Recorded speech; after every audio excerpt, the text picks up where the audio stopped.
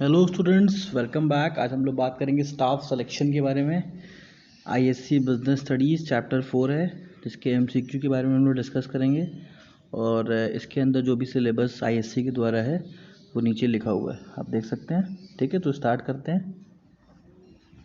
Dash is the process of the useful the careful screening of all available candidates to choose the most suitable one to fill the job vacancies in the organisation. देखते हैं क्या है सही answer. सही answer है recruitment. Recruitment एक ऐसा गलत हो गया, ये रिक्रूटमेंट नहीं होगा, सिलेक्शन होगा, क्योंकि सिलेक्शन रिक्रूटमेंट में हम लोग अट्रैक्ट करते हैं एम्प्लॉइज़ को। आप इसको सही कर लीजिएगा, सही आंसर इसका सिलेक्शन होगा। Selection is the process of careful screening. Selection में हम लोग क्या करते हैं, कैंडिडेट्स की स्क्रीनिंग करते हैं, और जो सही कैंडिडेट्स हैं उसको फिर हम लोग आगे अपने यहाँ फिर प्लेस करते हैं। पूरे उसके प्रोसेस होते हैं, अभी हम लोग आगे के क्वेश्चन में पढ़ेंगे। ठीक है, तो उसका सही आंसर सिलेक्शन है। Next, selection is the process of choosing from among the candidates the most suitable person for the current position और फॉर द फ्यूचर पोजीशन। तो किसके द्वारा ये कहा गया है, किसके वर्ड्स हैं? पहला है डेल योडर। तो ऐसे डेफिनेशंस आप लोग याद कर लीजिएगा, राइटर का नाम लिख के पूछ सकता है। Next, selection is the process of differentiating between the applicants in order to identify hire those with a great likelihood of the success in the job। देखते हैं किसने बोला है। सेकंड पॉइंट है स्टोनर। तो ये दो डेफिनेशंस हैं जो कि आपको याद करने अच्छे से। अब आते हैं नेक्स्ट, सिलेक्शन प्रोसीजर इंक्लूड। अब देखिए सिलेक्शन प्रोसीजर में क्या क्या चीज़ें आती हैं, पहले क्या आती है, दूसरी फिर क्या आती है, फिर क्या आती है। ठीक है, तो आप देखोगे अलग अलग बुक्स में अलग अलग देता है। ठीक है, कभी ग्रुप डिस्कशन को पहले दे, ग्रुप डिस्कशन को बाद में देता है, फाइनल इंटरव्यू को पहले दे देता है। ठीक है, तो ये इस चीज़ को देख के कई जगह पे दिक्कतें आपको मिलेंगी अलग अलग बुक में, लेकिन मैंने जो ये बनाया है ये आईएससी के सिलेबस के अकॉर्डिंग बनाया है। ठीक है, तो इसमें जो मैंने स्टेप बाय स्टेप लिखा है, जो स्टेप मैंने इसमें फॉलो किया है वही स्टेप आईएससी अपने सिलेबस में इसने दिया हुआ है। ठीक है, तो इसी को हम लोग बेस मान के चलेंगे। ठीक है, तो देखते हैं कौन सा सही स्टेप है। तो आंसर नंबर 1 सही है। सबसे पहले प्रिलिमिनरी स्क्रीनिंग होता है, फिर उसके बाद एप्लीकेशन ब्लैंक, फिर सिलेक्शन टेस्ट, फिर ग्रुप डिस्कशन, फिर फाइनल इंटरव्यू, फिर मेडिकल टेस्ट, फिर रेफरेंस चेक, फिर फाइनल अप्रूवल, फिर प्लेसमेंट। ठीक है, तो पहला ऑप्शन एकदम सही है, बाकी ऑप्शंस गलत हैं। तो जब स्टेप्स की बात बोलते हैं, जब सिलेक्शन प्रोसीजर की बात करते हैं, तो आपको एकदम सही स्टेप सही प्रोसीजर बताना होता है। ठीक है, तो ऐसे भी क्वेश्चन एग्जाम में पूछे जा सकते हैं। आगे चलते हैं। Dash is essentially to check whether the candidate fulfil the minimum qualification. तो कौन सा स्टेप है, कौन सा प्रोसेस है जिसमें हम लोग कम से कम ये चेक करते हैं कि जो हमारा कैंडिडेट है मिनिमम क्वालिफिकेशन कंप्लीट किया है कि नहीं किया है। तो इसका सही आंसर है प्रिलिमिनरी स्क्रीनिंग। तो प्रिलिमिनरी स्क्रीनिंग पहला स्टेप होता है जहाँ पे हम लोग कैंडिडेट्स के रिज्यूम को देखते हैं कि जो कैंडिडेट रिज्यूम जमा किया है क्या वो अप्रोप्रिएट है कि नहीं। क्योंकि आपको मैंने पहले ही बताया था कि जो हमारा रिक्रूटमेंट होता है उसमें हम किसी को मना नहीं करते, जिसका भी रिज्यूम आता है सबका रिज्यूम रख लेते हैं। तो अब रिज्यूम तो रख लिया, सबको तो जॉब के लिए बुलाएंगे नहीं, तो भीड़ लग जाएगा। तो अब क्या करते हैं हम लोग, अब हम लोग यहाँ पे देखते हैं कि कौन लोग हमारे मतलब ऐसे कौन से लोग हैं जो हमारे जॉब के बराबर के हैं, फिर उनको हम बुलाते हैं। तो यही होता है प्रिलिमिनरी स्क्रीनिंग। अब आते हैं next, dash contain columns for name, age, address, education, job experience, etc. of the candidate. It provide all the relevant information about the candidate and yet to be brief। अब इसमें क्या है कि ऐसा कौन सा पॉइंट है जहाँ पे ये सब चीज़ें हम लोग को मिलती हैं। तो आंसर देखते हैं, तो सही है एप्लीकेशन ब्लैंक। देखिए एप्लीकेशन ब्लैंक क्या होता है, ये एक स्टेप का नाम है, मतलब एक प्रोसेस का नाम है जो कि प्रिलिमिनरी स्क्रीनिंग के बाद होता है। ठीक है, इस प्रोसेस में होता क्या है एप्लीकेशन ब्लैंक में, यहाँ पे आपको एक फॉर्म दिया जाता है जिसमें आपसे कहा जाता है अपना name, age, address, job, education, experience सारा फिर से लिखिए। ये चेक किया जाता है कि हाँ जो भी आपने रिज्यूम जमा किया है वो आपने रिलेवेंट इन्फॉर्मेशन दिया है कि नहीं दिया है, या आपने पुराना रिज्यूम तो नहीं जमा कर दिया। ठीक है, तो ये सब चेक करने के लिए, आपके इंटरेस्ट को देखने के लिए, चेक करने के लिए ये एप्लीकेशन ब्लैंक स्टेप रखा गया है, जहाँ पे कंपनी आपको बुलाती है और आपको एक फॉर्म देती है भरने के लिए। क्लियर है? अब आते हैं next. After scrutinising the application a list of those candidate is prepare who will be tested and interviewed, it is done. तो अब ये कौन सा स्टेप है कि जहाँ पे हम लोग चेक करते हैं एप्लीकेशंस को और एक कैंडिडेट्स का लिस्ट बनाते हैं, ठीक है, उसको आगे के टेस्ट के लिए। तो सही आंसर इसका है सिलेक्शन टेस्ट। तो सिलेक्शन टेस्ट में क्या होता है, अब यहाँ पे हम अपने जो एम्प्लॉयज़ होते हैं उनका टेस्ट ऑर्गेनाइज कराते हैं कि अब उनको चेक करने के लिए फर्दर प्रोसेस के लिए हम उनको भेजते हैं। तो इसका सही आंसर आपका है सिलेक्शन टेस्ट। अब आते हैं next. It involve face to face conversation between the employee and the candidate. The selectors ask job related and the general questions. The way in which the candidate respond the question is evaluated. यहाँ पे क्या है, face to face conversation होता है। ठीक है, face to face conversation होता है। यहाँ पे हम लोग देखते हैं कि हमारा जो कैंडिडेट है वो कितना कंफर्टेबल है। तो यहाँ पे हम लोग जॉब रिलेटेड क्वेश्चन भी पूछते हैं और जनरल क्वेश्चन भी पूछते हैं। ठीक है, और उसको इवैल्यूएट करते हैं अपने कैंडिडेट को। तो क्या है इसका सही पॉइंट? सही पॉइंट है फाइनल इंटरव्यू। फाइनल इंटरव्यू में फेस टू फेस कन्वर्सेशन होता है और कैंडिडेट से क्वेश्चंस पूछे जाते हैं। उसके बाद आता है next. In an interview, the candidate get no opportunity to participate and show their leadership ability. Therefore, the interviewer cannot judge the leadership quality and the social makeup of the candidate. That is, that process take place. अब यहाँ पे क्या कह रहा है कि candidate के leadership quality को चेक करने की बात हो रही है।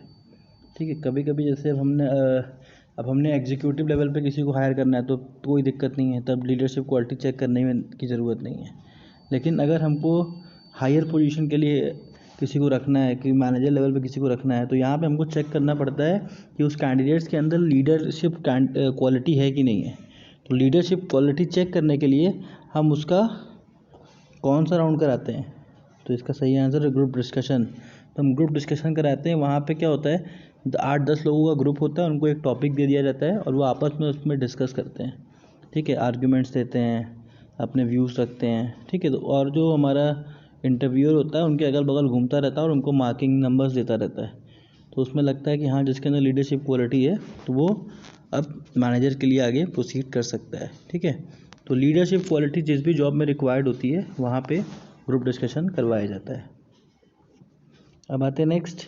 A proper medical examination will also ensure that the candidate selected do not suffer from any serious disease which may create problem in future, under which process it is done। तो अब यहाँ पे क्या है कि एम्प्लॉय को अब सारा कुछ उसने क्लियर कर लिया तो हम लोग उसका मेडिकल टेस्ट भी कराते हैं। ठीक है, तो पहला आंसर मेडिकल टेस्ट है कि हम चेक करते हैं कि हाँ वो हेल्दी है कि नहीं। पता लगा हमने उसको रख लिया, अब दूसरे दिन से उसने छुट्टी लेना शुरू कर दिया, तो इसीलिए फर्दर कोई दिक्कत हमें ना हो, इसलिए हम लोग कंपनी जो है वो मेडिकल चेकअप कराती है। ये कंपनी अपने तरफ से कराती है। इनके डॉक्टर्स के पूरे पैनल होते हैं जो कि अलग अलग टेस्ट करके चेक करते हैं कि हाँ एम्प्लॉय फिजिकली फिट है कि नहीं। नेक्स्ट है, every candidate is required to state in the application form that the number and the address of at least 2 responsible person who know him. These person are contacted in writing or over the phone to collect the information about the background, abilities and the character of the candidate। तो ये एक ऐसा process है जहाँ पे candidate जो employee है, जो जॉब के लिए अप्लाई किया है, वो अपने किसी जानने वाले 2 लोगों का नाम बताता है। ठीक है, तो कंपनी प्रेफर करती है कि आप अपने लास्ट कंपनी में जो आप काम करते थे वहाँ पे किसी जानने वाले का नाम बताओ, ताकि कंपनी उनको फ़ोन पे या फिर लेटर के थ्रू एक तरीके से एम्प्लॉई का बैकग्राउंड चेक करती है कि हाँ एम्प्लॉई का कैसा रिलेशन लोगों से रहता था, एम्प्लॉई कैसा काम करता था। तो ये सब चेक करने के लिए भी एक प्रोसेस बनाया गया है। तो कौन सा प्रोसेस है? तो आंसर है आपका रेफरेंस चेक। रेफरेंस चेक में ही एम्प्लॉई जो जॉब के लिए आया है उसको कहा जाता है, कैंडिडेट को, कि आप अपने किसी भी 2 या फिर 3 लोगों का नाम दीजिए जो आपके पिछली कंपनी में थे। ठीक है, वो आपका सीनियर मैनेजर भी हो सकता है, वो आपके साथ में काम करने वाला भी हो सकता है। ठीक है, ताकि उनसे रेफरेंस चेक किया जा सके आपके बारे में। क्लियर है। नेक्स्ट आते हैं, candidate are asked to join the duty by the specified date. Generally the candidates are appointed on the probation for 1 or 2 years under which process it is done. तो यहाँ पे क्या है, कैंडिडेट से कहा जाता है ठीक है आप आइए जॉब ज्वाइन करिए, और यहाँ पे कैंडिडेट्स को 1 से 2 साल के प्रोबेशन पीरियड पे रखा जाता है, मतलब टेस्टिंग पीरियड पे। सैलरी उसको मिलती है, लेकिन वो टेस्टिंग पे होता है कि वो अब इसको परमानेंट एम्प्लॉय माना जाए कि ना माना जाए। ठीक है, तो उसको कंपनी पे रखते हैं, सैलरी भी देते हैं, काम भी करवाते हैं, प्लस उसके ऊपर ऑब्जर्वेशन करते रहते हैं। तो कौन सा पॉइंट है ये? तो सही आंसर आपका है प्लेसमेंट। यहाँ पे फाइनली प्लेसमेंट हो जाता है एक एम्प्लॉय का। नेक्स्ट आते हैं, selection is different from the recruitment. आपके सिलेबस में पॉइंट है difference between selection and recruitment. ठीक है, तो अब डिफरेंस तो इसमें देना पॉसिबल नहीं था, इसलिए मैंने जो डिफरेंस के जो ऐसे पॉइंट्स जो सिलेक्शन को अलग बनाते हैं रिक्रूटमेंट से, वो पॉइंट मैंने यहाँ पे दे दिए हैं ताकि इसको आप लर्न कर लें। कुछ भी क्वेश्चन बन सकता है इससे। ठीक है, तो इसको लर्न कर लेंगे तो अच्छा रहेगा। तो क्या क्या है, choosing the candidate having necessary qualification. Selection में हम लोग कैंडिडेट्स को चूज़ करते हैं जैसे हमको चाहिए होते हैं। ये एक निगेटिव प्रोसेस होता है, क्यों? क्योंकि लोगों को उससे निकाला भी जाता है अगर वो हमारे काम के नहीं है तो। टू एलिमिनेट अनसुटेबल कैंडिडेट, जो अनसुटेबल कैंडिडेट है उनको हटाया जाता है, सबको नहीं रखा जाता।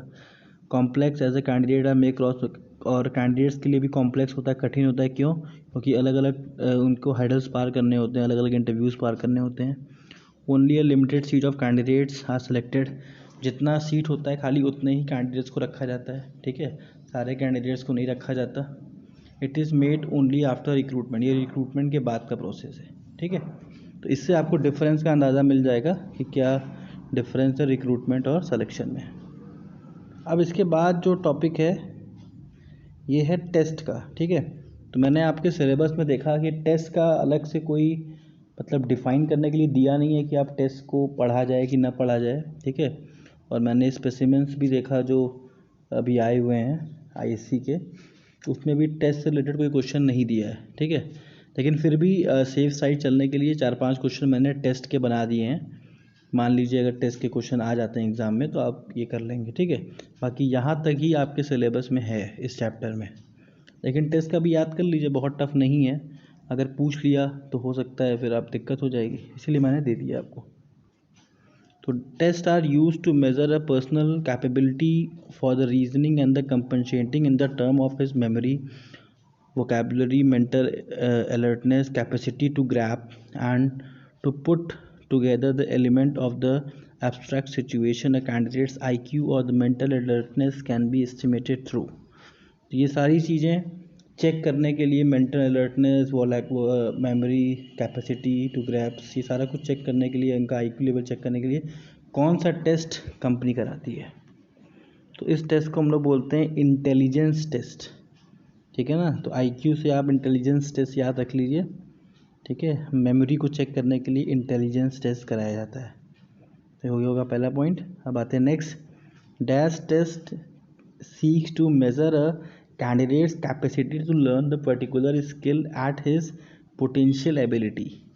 तो यहाँ पे क्या है कि कैंडिडेट्स के कैपेसिटी को देखना कि कैंडिडेट्स कोई भी चीज़ कितना जल्दी सीख सकता है, उससे कैसा पोटेंशियल है, कैसी एबिलिटी है, उसको चेक करने के लिए क्या करते हैं।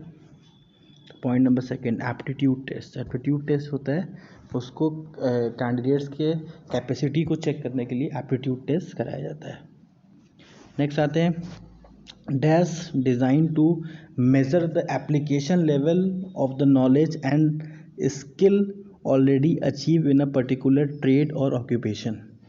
तो जिस ट्रेड के लिए आया है, मतलब अगर वो सॉफ्टवेयर इंजीनियर की प्रोफाइल के लिए आया है या फिर वो किसी फिटिंग या फिर इलेक्ट्रिसिटी के काम के लिए आया है, तो उसके ट्रेड में वो अपने मतलब उस पर्टिकुलर काम में कितना माहिर है उसको चेक करने के लिए हम ट्रेड टेस्ट कराते हैं। ये आपका आंसर होगा सही, ट्रेड टेस्ट मतलब उस पर्टिकुलर जॉब में उसकी स्किल कैसी है, ठीक है, वो हम लोग ट्रेड टेस्ट में कराते हैं। Next, dash are employed to find out the preference of an individual for a certain types of work.